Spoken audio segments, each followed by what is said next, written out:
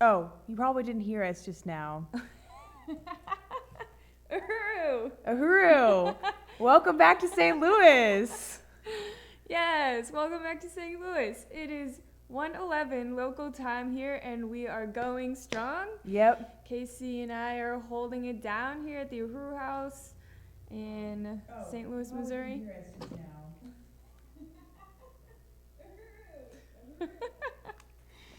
So it's going great. I've been here since 6 a.m. Yeah. And it's just been an incredible time. The last 20 hours, 19, 19? about 19. So you just heard my mix. I'm Casey. This is Carly, members of the Uhuru Solidarity Movement in St. Louis, under the leadership of the African People's Socialist Party, whose latest project, the Black Power Blueprint, is transforming North St. Louis brick by brick, building by building, buying up abandoned properties and transforming them or demolishing them and creating beautiful, usable cultural and community spaces, such as this community center that we have the honor of using right now, which has hosted poetry nights, fashion shows, family dinners, you name it. Things that previously could not be held in this community because there's nothing else in this community. It's an extremely oppressed, economically starved community, the black community in North St. Louis, just like black communities all over the world, because African people everywhere are catching hell. And so the African People's Socialist Party is determined to end these disparities, end this living nightmare that African people live every day under this system, and are fighting for dual and contending economic and political power and reclaiming their stolen resources and determining their lives and ensuring a future for their children and for all of humanity, as a matter of fact. And so the solidarity movement is a critical strategy in that because it allows white people to take part in this struggle. So whoever is actually tuning in right now who doesn't know us yet, that's what we're about. So we've been going live for almost 24 hours to raise money for the Black Power Blueprint.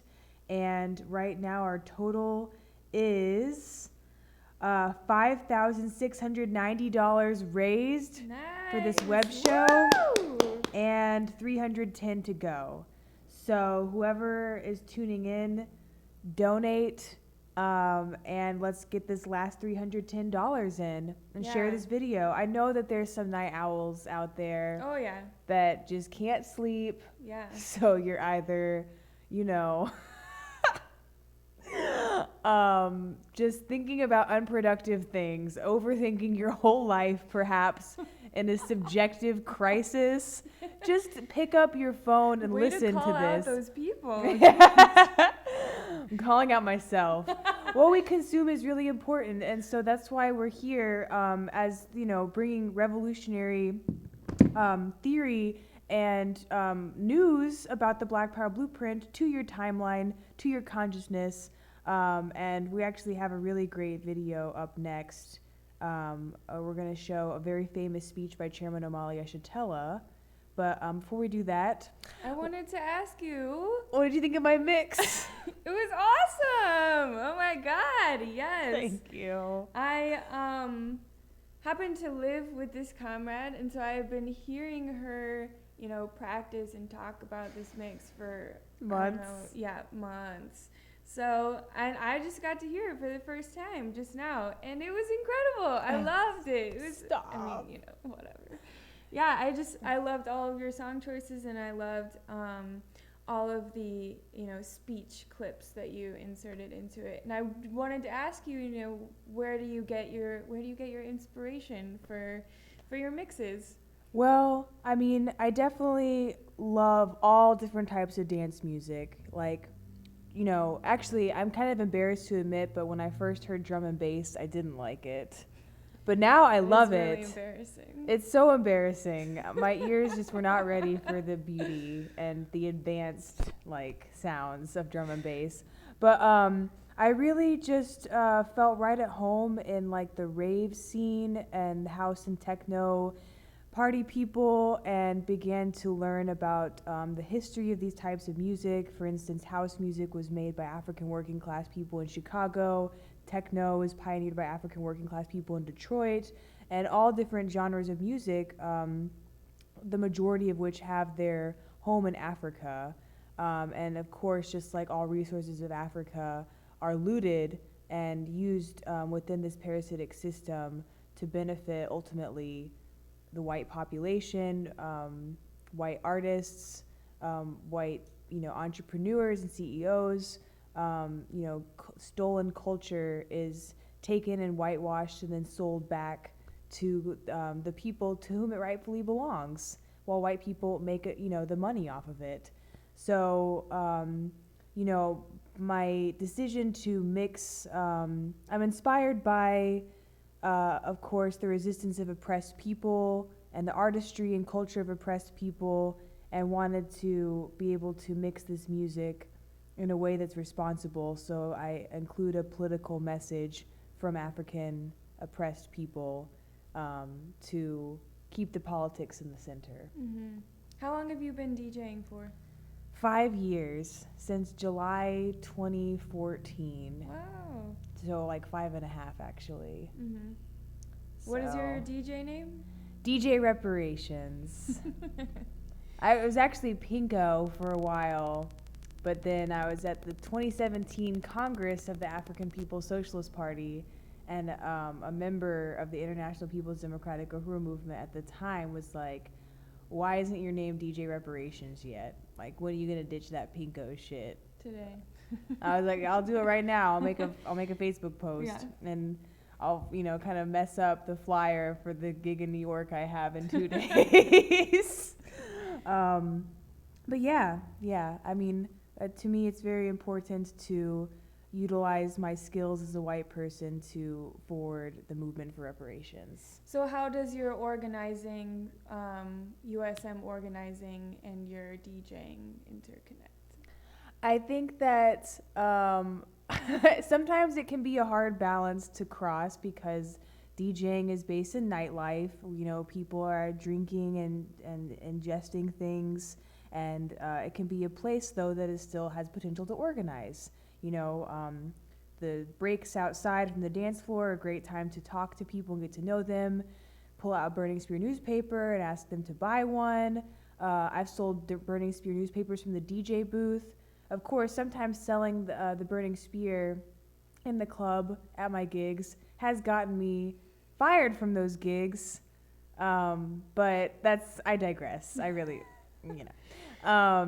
Yeah, but we're over it. yeah, we're over it. No, but I mean, I think that definitely taking this setting of the party space where a lot of white people go to escape, and then turning it into act of material solidarity, as I was talking about earlier. So using the whole concept of music gatherings that usually just all the money goes to the promoters and the organizers, and instead making a fundraiser where all or most of the proceeds go to projects like the Black Power Blueprint. So. Yeah, and we've talked about this before of like, wow, I just lost my train of thought completely. It is very late. It's so late. I can't be held responsible for what I say or do anymore. Right. No, going to the club can be, it can be really fun, and something that I do every once in a while. But you go to the club and you see all these people who are, drinking and intoxicated, who are just like drowning their sorrows. Yeah. But yeah, just like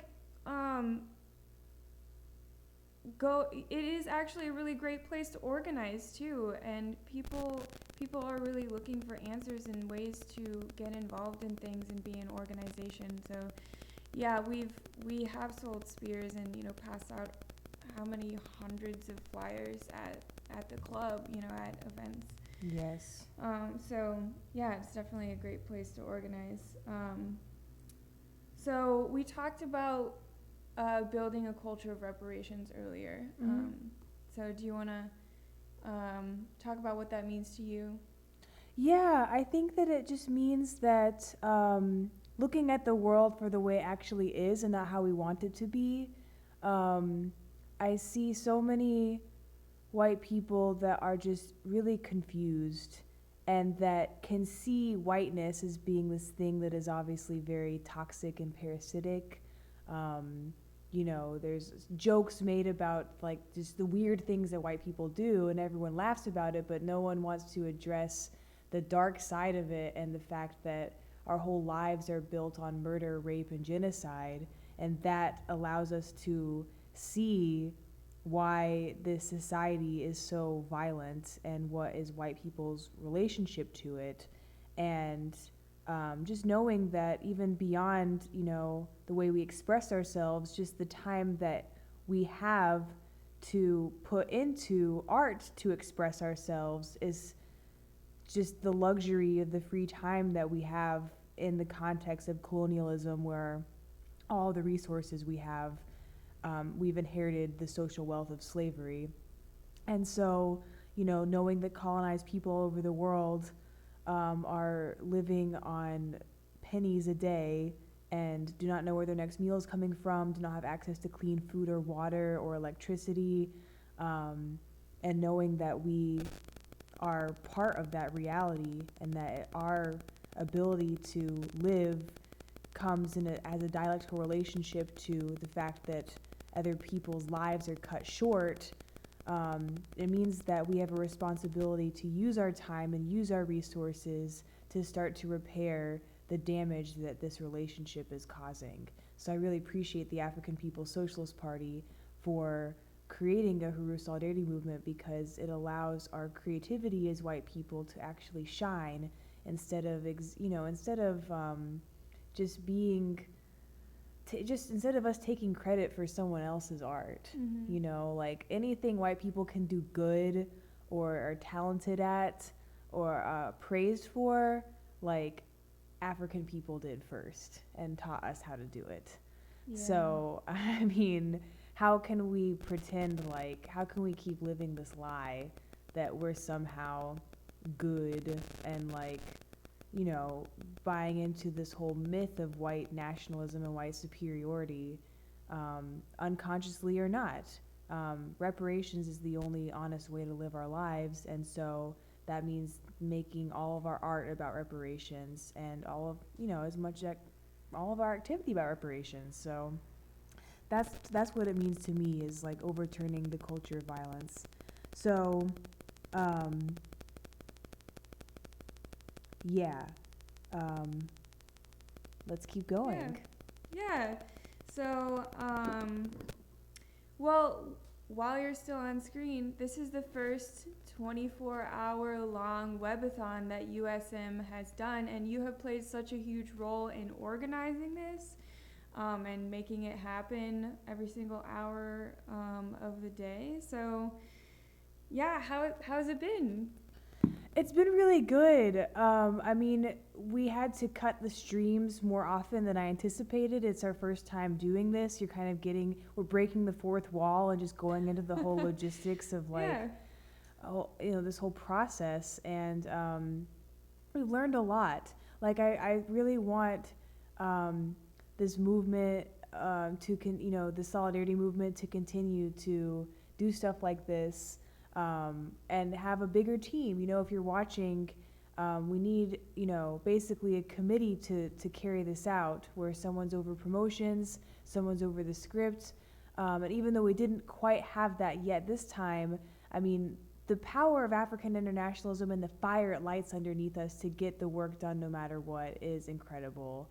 And that's what this movement really inspires all of its members and volunteers to do, is to go against all odds and make something really amazing happen. And so the last 19 hours of this web show has been really incredible. Like, all the panels all day, you can go to our Facebook or YouTube page and just check out the earlier web shows, and just see some of the amazing interviews that we did, where President Colombayi was talking about, being a part of the Ferguson Rebellion and meeting the chairman and assuming leadership of the African People's Socialist Party and International People's Democratic Uhuru movement, and just the whole journey that she's been on from that. And that story is just timeless. It's like, it's such an example of, like, the chairman's talked about President Columbi and, like, the transformative power of African internationalism, like, not just being a theory, but it's something that actually changes people, like something that turns people into revolutionaries, where you look at someone and you're like, wow, I really don't have any excuses for not believing in myself, because look at what the party can do. Yeah. And just, you know, hearing from all the volunteers and all the clips that we showed of the projects happening. I mean, like, I've had the, you know, extreme honor of capturing some of the work that's happening across the street. And, like, every day, rain or shine, except for the holidays the colonial holidays recently. Every time I look over there, there's something new happening. Yeah, And we've been trying to take a lot of pictures, like, from the vantage point of the flag, so that you can, like, see the day-to-day progress when there was, like, first just piles of dirt and mulch, and then it was, like, brick in the ground for the stage. I remember taking pictures and being like, this is a stage, and someone being like, nah, that's No, like it's just a concrete rectangle in the ground. And now you look across and you're like, no, bro, that's definitely a stage. And, you know, I mean, I love what Jamie said earlier, too. Like, I feel like a lot of stuff in this web show bears repeating in case we have new viewers, because, I mean, the Black Power blueprint, like, building a stage outside, just the symbolism of that, like, it's a soapbox for the most silenced, slandered community in all of humanity. Like, the African working class is the most oppressed sector, because it has been their the attacks on them, the what am I trying to say? Like, the degrading attacks on the African working class get used to then attack other colonized people. So to see this community make a stage for itself to speak out and give a voice to a place that is literally intentionally ignored or full-on attacked is really, really powerful. And pretty much all I want, you know, as a white person living in St. Louis, is for massive amounts of capital coming from the south side into the north side for this project. And I just think it's really significant to build the USM here, to the Uhuru Solidarity Movement, to bring white people into these institutions and just, like, get the question of, you know, what's the whole end goal answered, like, just by seeing what the party's doing. Like, you know, someone was like, so what is the new world going to look like? And I'm like, you know, it's going to be like the Black Power blueprint. Yeah. And then that person was like, wow, that's really beautiful, you know? Yeah. It's like a community center where only positive events happen. Yeah. Or, like, you know, important life events. Yeah. And it's literally like we're sitting in that future, literally right now. It's happening. So you have to get involved if you're not already. You have to donate, you have to volunteer, if you're in St. Louis or not in St. Louis.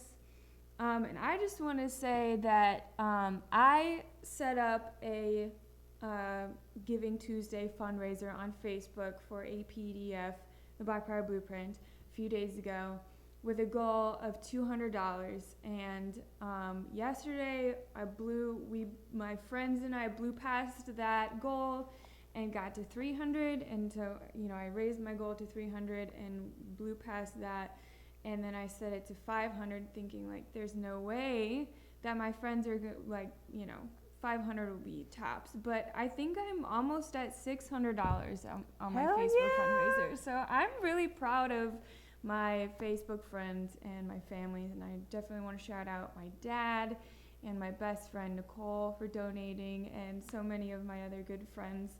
So thank you all. So you can find a Facebook fundraiser online to donate at, or you can also go directly to blackpowerblueprint.org to donate anytime over the next, how many more hours do we have to go? We have 4 or 5 more hours. It's 6 minus 1.5. 4.5. That. Over the next 4.5 hours, we've got, I think, maybe $310 more to go to meet our goal. Yeah. So that's nothing, y'all. That's nothing. It's really so nothing. That's less than $100 per hour at this point. So definitely keep sharing all of these live streams, as we, keep making fresh live streams, keep tuning in. We've got people watching right now, so stick with us throughout the night. And do you want to introduce what we've got coming up next? Well, actually, we can just chat, I think, for another half hour, because then we're going to have a music hour with Alikia's music, and then they're going to show clips from Fred Hampton's speeches in the 60s and 70s, and then they're going to show If Jesus Was a Revolutionary by the chairman, and then spend the last hour doing final pitches for any of that $310 that y'all haven't put in yet. I mean, it's 1:30 a.m. Central in the morning. This is the perfect time for impulse purchases. But instead of buying some BS, like a 3-piece garter set from Fashion Nova that is accidentally set to the wrong address, like your old house in Boston where your ex-roommates don't even live anymore, and so you don't even know what's going to happen in this package. Oh my God. You should donate to the Black Power Blueprint instead, because then you just know exactly where the money's going. You don't have to stress about a package coming to your house or not, and you can just continue to see the building of a beautiful community stage and awning. Because the package is your future in a world. Hey! Oh? Speaking of packages that are $18 to $20, Lynn Bonyahadi donated $18. Uhuru, So Lynn, if you're Uhuru. tuning in, Lynn, we appreciate you. Yeah, that's awesome. Anyone that's tuning in right now, we salute you. Mm-hmm. Whether you have insomnia or you ran out of melatonin or you just really, really love this webathon. Yeah, that's everyone who's watching right now. Yeah. Just can't stop watching. Yeah, so I'm trying to think about what else. So, I mean, it's just incredible that you and I are here. What was the question that you had for me? Oh, about how this webathon's going. Yeah. Yeah, I mean, I think it's going great. It's great. I mean, it's full circle that it's me and you here, because you were the first white person that I met in St. Louis that responded positively to what the USM is doing in support of the Black Power Blueprint. So do you want to say how your USM story arc of coming from Boston to here, and then we met? Okay, so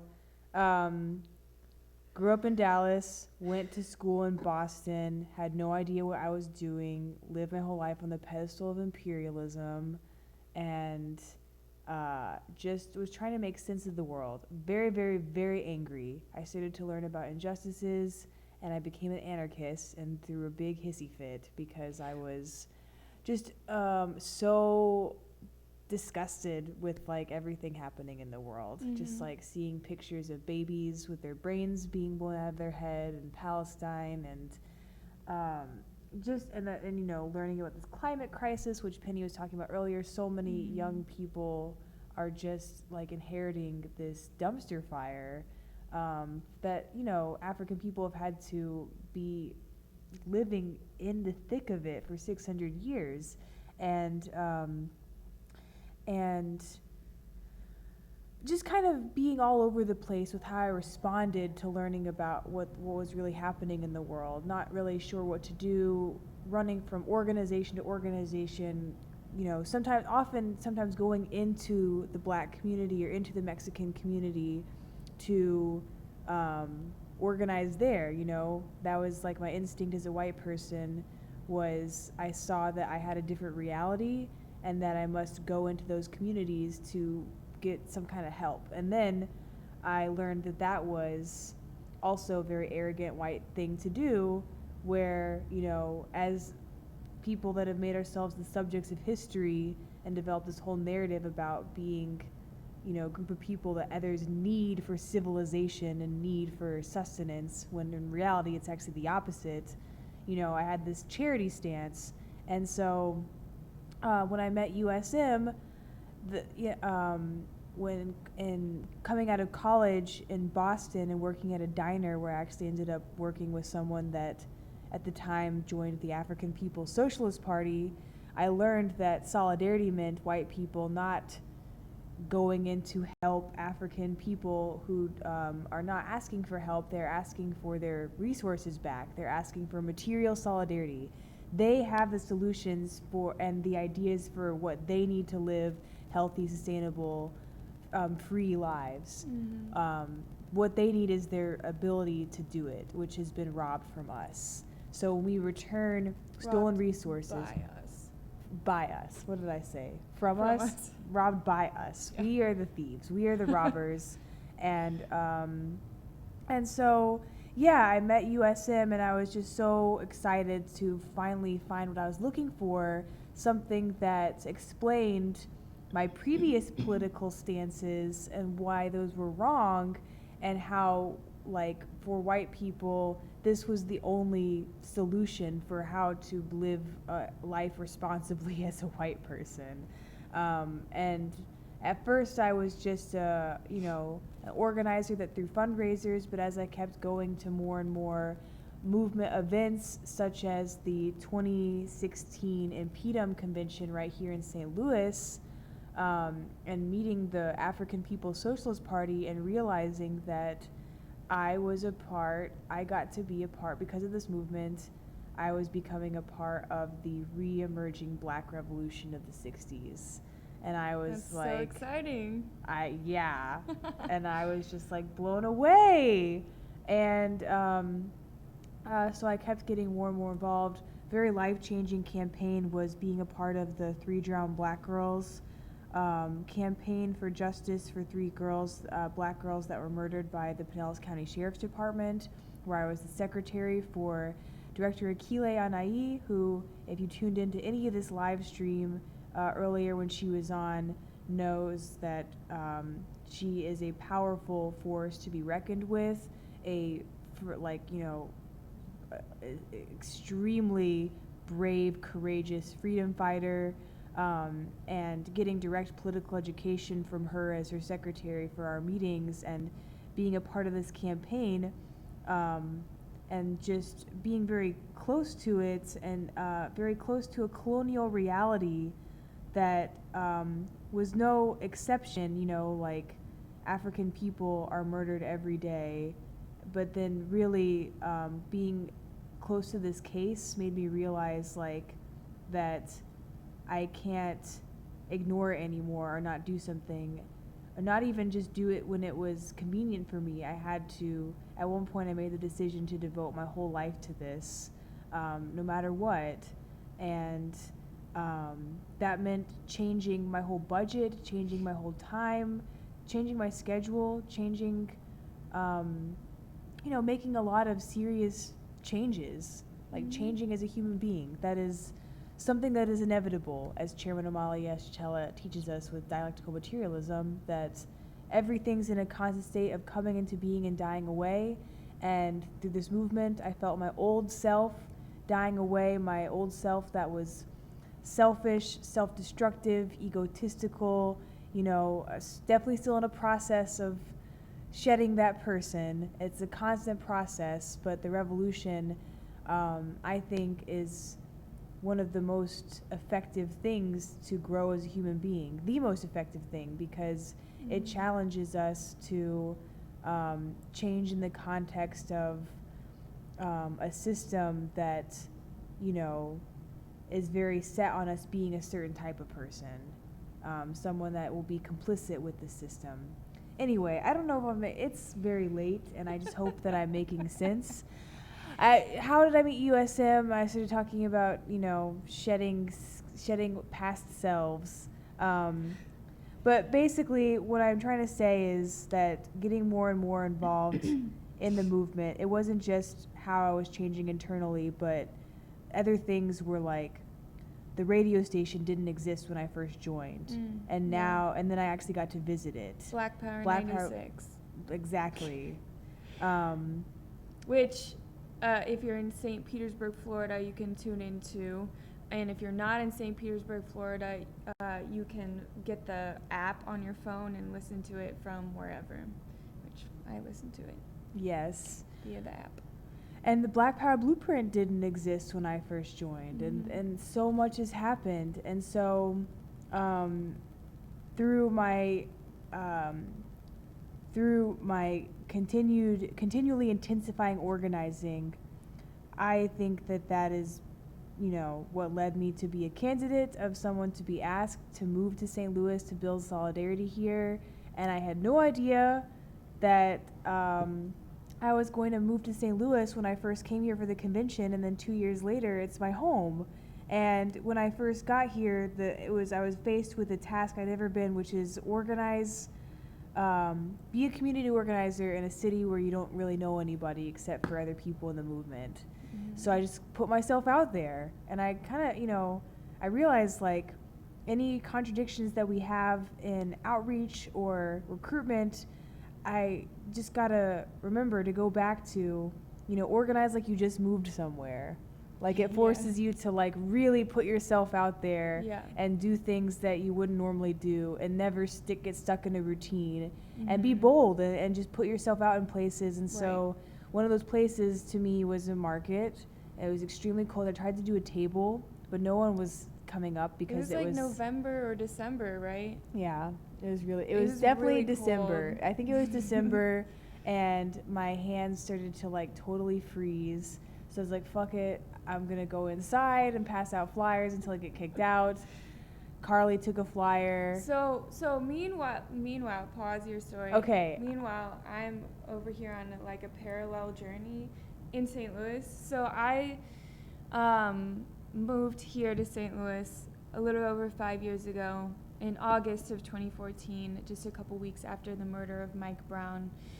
And I, similar to what Casey had said, was, learning all these things about the world, and was really angry and just so frustrated because I didn't know what to do about all these injustices and horrible things that I was seeing, and was trying to become politically active and trying to sort of organize people.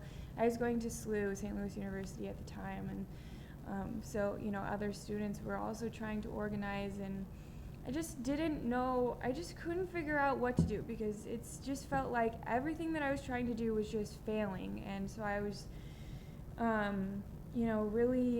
really hurting a lot, and just really, really confused. And then and I sort of was in a place of like, just being really sad and just really hopeless and lost. And that is when I ran into Casey, and we we were just all bundled up, and you could see like this much of both of us. Yeah. And I was just walking through the farmer's market and trying to buy some apples or whatever. And this person that I never met before shouts out to me and says something about build white solidarity with the Black Power Blueprint or something. Yeah, building white solidarity with Black Power. Yes, that's the phrase that gets us. Like, imagine this in slow motion, like, the wheels just suddenly turning in my head, and I turn around, and there's Casey holding out a flyer to me, and so I took the flyer, I signed up, and then I went to the very first USM meeting here in St. Louis, and was the only normal person there. Yeah, there were some characters at that meeting. It was bizarre. I got to meet KC and T'Charwa and Kitty, and I heard about the Black Power Blueprint and the Uhuru movement and USM and everything, and it was really overwhelming. I was just like, broke my brain. Yeah, it's 50 years of the movement. It's like kind of a lot to sum up in like 20 minutes. Yep. But yeah, so I went, and then I just kept coming, and now here we are. A couple years later. I know, it's crazy. It was recently my 2-year anniversary of having moved here. Oh. and just to see what has happened. I mean, building a mass organization, you see a lot of people come and go, Right. but everyone had left a print, you know, Mhm. like everyone participated in making USM what it is today. Um, and, you know, I just feel really honored to have been a part of this whole process. To just be a vessel. I consider myself just a vessel for the party, Yeah. because it's like it's That's a good way to put it.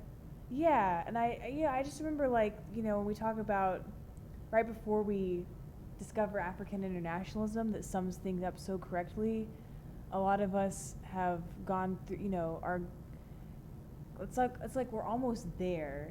Like we have all these different pieces, but there's nothing that threads them together. Right. So it's just all jumbled up. Yeah. And I just even remember, like, when I was asked to get on the mic for a dance party that I threw before I started doing dance party reparations challenges for the Uhuru movement, that I got on the mic during a lull when one of the turntables wasn't working. Someone was like, you know, it's a fundraiser, Casey, just talk about the cause.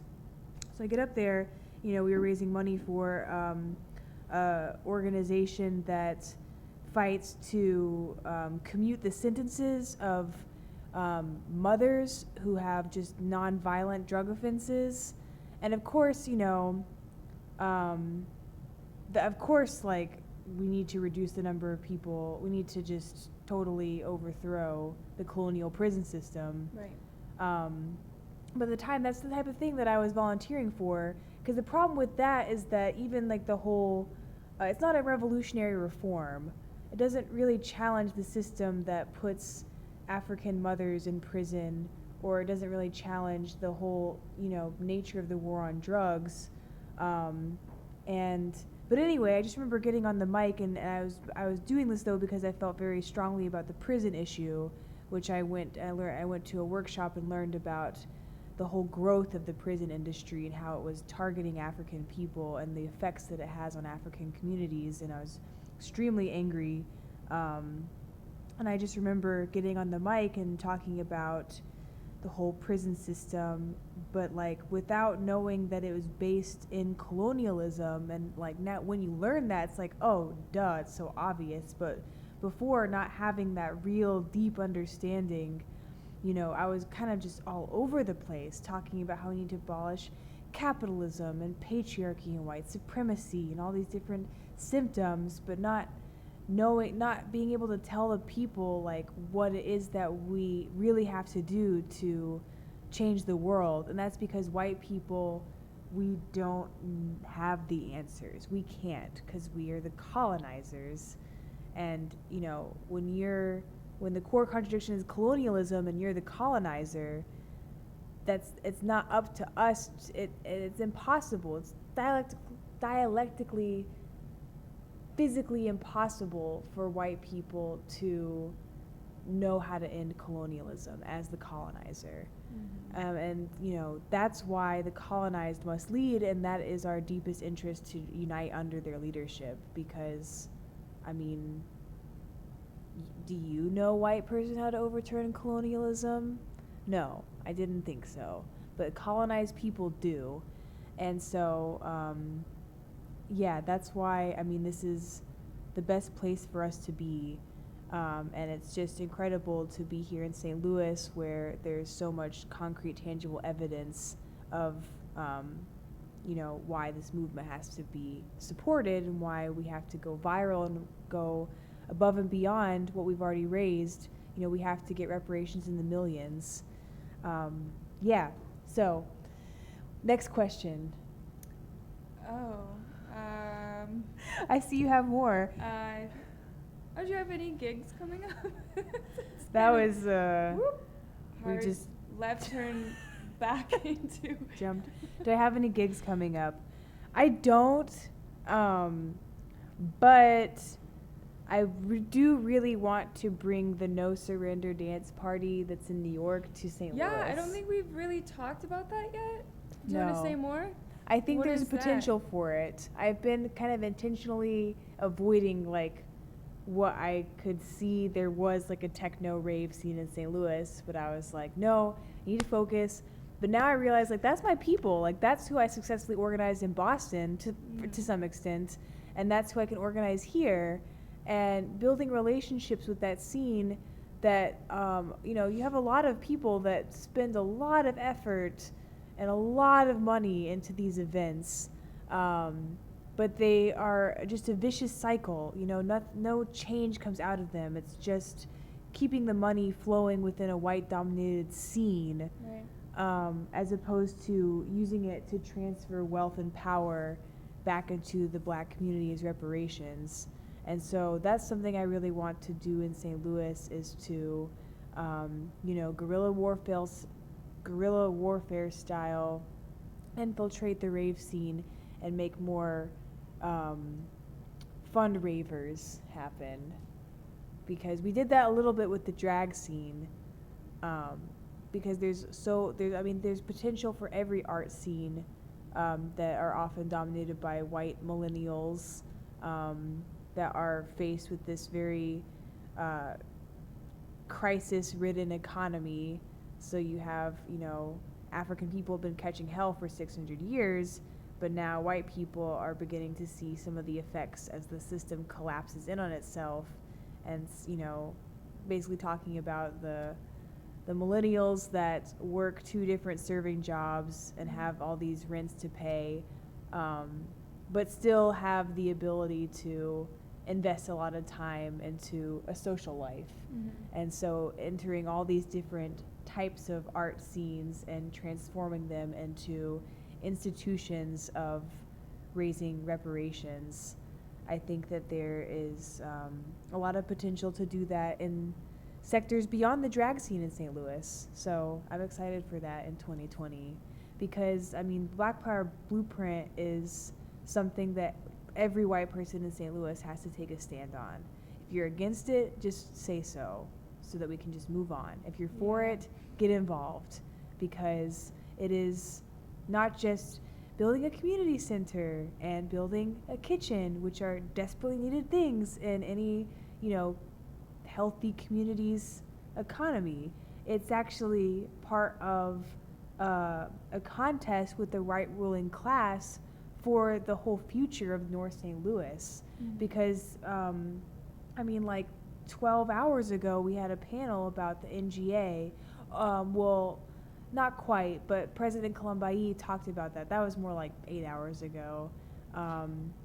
And, just about this whole spy agency that's being built here, and the whole attempt to cut the number of wards in half, and then the whole bill to lift the residency restrictions on people that have city jobs. So it's like they're building a government institution while lifting the ban on people having government jobs that don't live in the city. Right. So they're basically, and trying to cut the wards to gentrify out the black community. So they're pushing out the black community to bring white people in to be spies for this institution. Like, they're not even trying to hide that. Like, they don't say it like that, but like they kind of do in a way. It's just so important that to call yourself a progressive white person in St. Louis and not be standing with the North Side residents that are fighting for their lives is a sham. So we really believe that there are people out there. We've met Jim, Diana, Carly, myself, Emma, Connor, Lou, Meadow, all these white people that see the genocide happening in this city and that are, really stepping up to fight against it by raising resources and using our time and effort and skills to build support for this. And there's so many ways to be involved in the Black Power Blueprint or USM here, locally and nationally. So, if you can donate, which we all can donate as white people because we hoard the resources. If you can donate. If you can get your friends and family to donate, do that. If you can garden, come sign up to help us maintain this garden out here. It's going to be incredible. If you if you have any sort of other,